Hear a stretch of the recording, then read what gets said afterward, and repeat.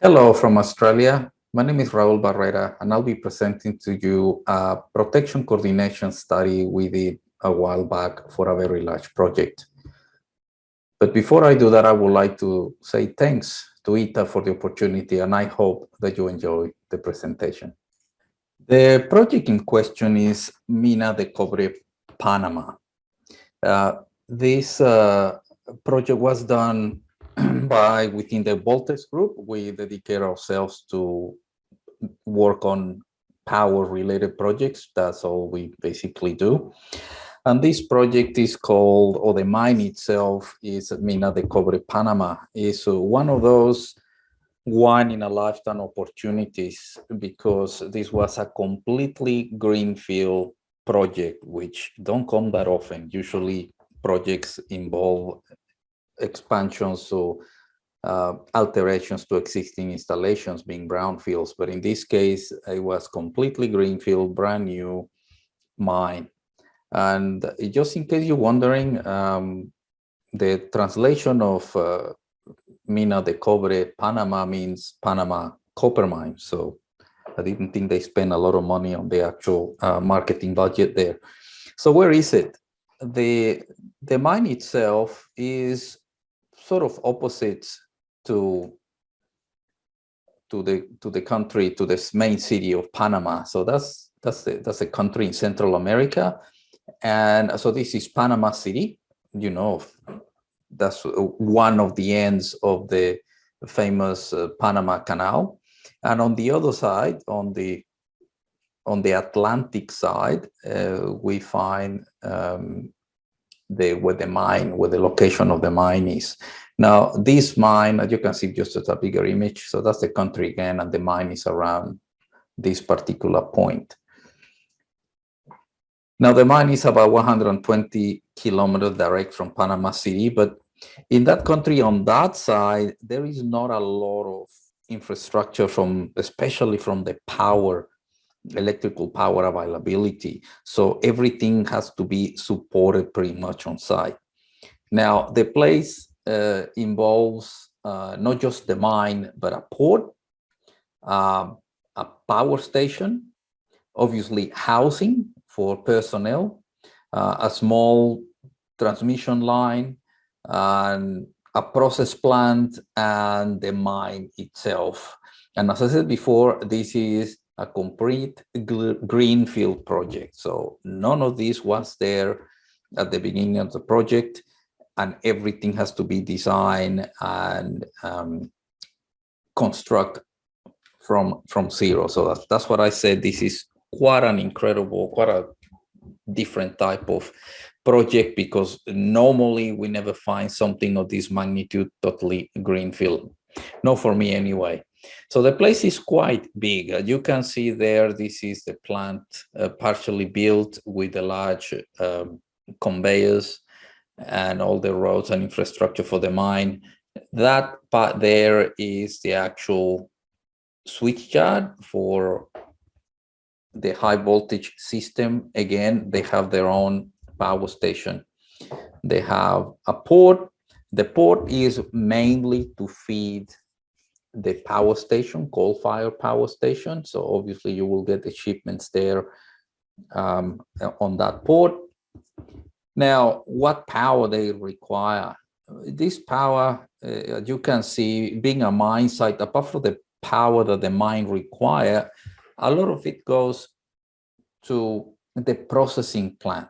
So they have 4 28 megawatt SAG mills, 5 22 megawatt ball mills, and a distribution system that runs on 34.5 kV, 14.14 kV, 7.2, and 4.16, because something on this size has equipment from all over the world. So even though you try to minimize the different voltage levels, invariably you have equipment that have different requirements. All the equipment, I have to say, is new equipment. But quite an interesting, they actually had a few records on the size of some of the equipment. For example, the main crutches, they quite large. So IDs, we have to integrate plenty of IDs or protection relays, just to give you an idea on the effort that needed to be able to coordinate the whole installation. So we have 194 ABB REF 615s. We have 55 ABB REM 620s, 111 ABB RET 620s.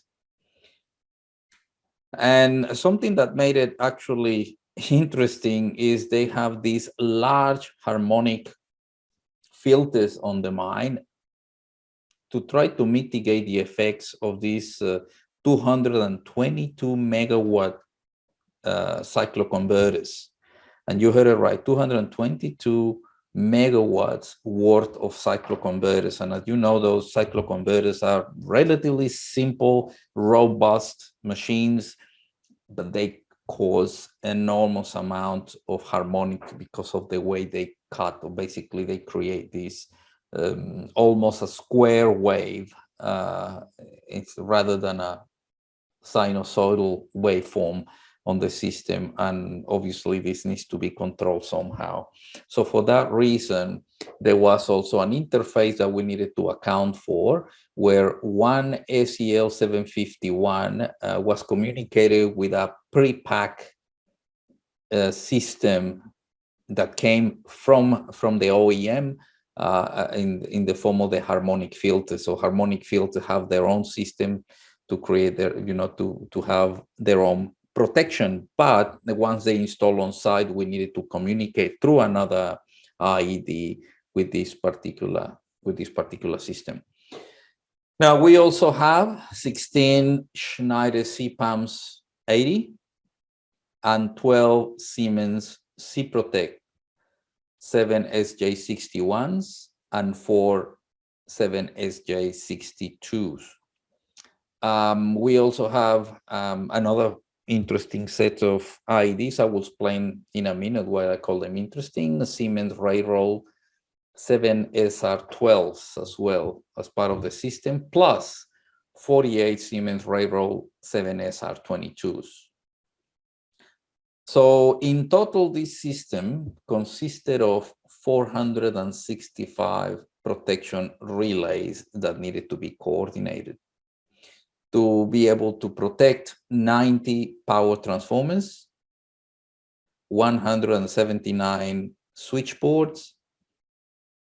So where does ETAP comes into place here? Well, it was a wonderful thing to have it because, first of all, just imagine the amount of work to create the single line diagrams. Of course, we were provided with the single line diagrams of the system, obviously on a PDF form, drawings. So we have to convert those drawings into single line diagrams or one line diagrams in ETAP. So the auto bid facility of ETAP was a blessing. It saves us so much time and allow us to quite efficiently create the single line diagrams. Not to say, of course, that we took full advantage of creating, feeder templates, and in some cases even substation templates that allow us to quite efficiently create this very large system in ETAP. Also, allows us, the fact that ETAP will allow us to run load flow studies simultaneously across 79 composite networks, which is what we end up having. It made it so efficient as well, because allow us to create reports. As you will expect in something, in a project this size, you get quite a number of changes as you go. Some manufacturers may change some of the specification, the designer change a few things here and there to be able to make everything match. And at the end, from the power point of view, those changes have to be reflected on the model and be able to be fairly dynamic with our coordination study. I have to say that this coordination study also include, or part of what we did with the protection settings, include integration of IEC 6150, which includes, of course, goose messaging for some interlocking and inter-tripping require. Now, another thing that really shined in ETAP for us was the fact that we were able to manage, over 200 star views and to summarize protection parameters. So created or allow us to create relay settings over a variety of different brands that, each brand will have their own idiosyncrasies on how the settings go in. So by using the database in ETAP will allow us to create quite complex TCCs for the reports and for review with the client, as well as creating tables that later on we translated in a pre-agreed format to put every single relay settings tabulated, making it easy then to be implemented at a later stage. And from the same information, create the test routines required for each one of those IEDs for commissioning and later on operation. So it was extremely helpful.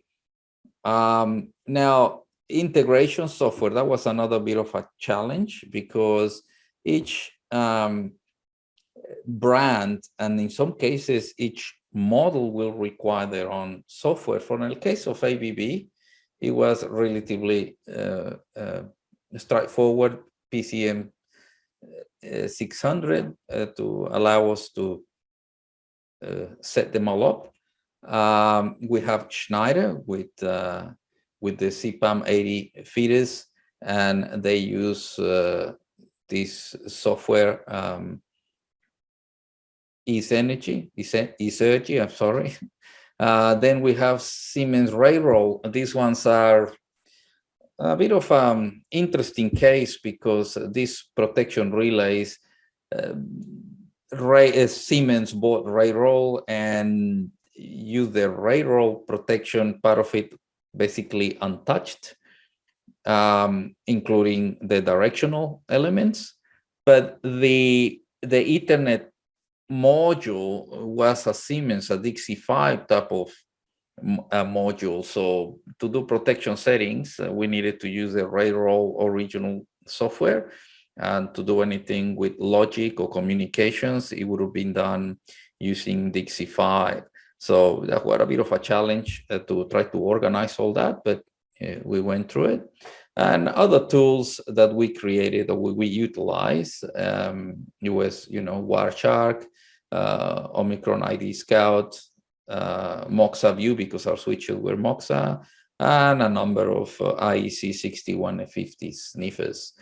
So a big challenge. It was, I wouldn't say a big part, it was pretty much most of it, because without it, it would have been extremely complicated to try to coordinate such a big installation. And some of the very difficult situations are, for example, motor starting those big ball mills and sag mills. It require quite a delicate way of setting it up, because it could be easy to end up in situations of under voltage because we being supplied by a local power station. It wasn't by any means a robust network.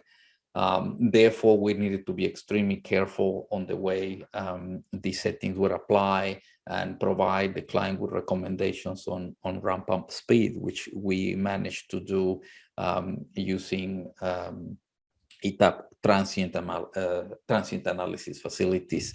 Again, we also use it to provide support for the Harmonics as well. In that regard, of course, it was a bit of communication between us and the suppliers of the harmonic filters, because of course they have done their own engineering, but that was another part of ETAP that we were able to use. So with that, concludes my presentation. I hope that you enjoyed it. Of course, is 20 minutes is not enough for something that big. But anyway, happy to participate on this and looking forward to see the presentations of the colleagues here. So thank you very much for listening. Bye.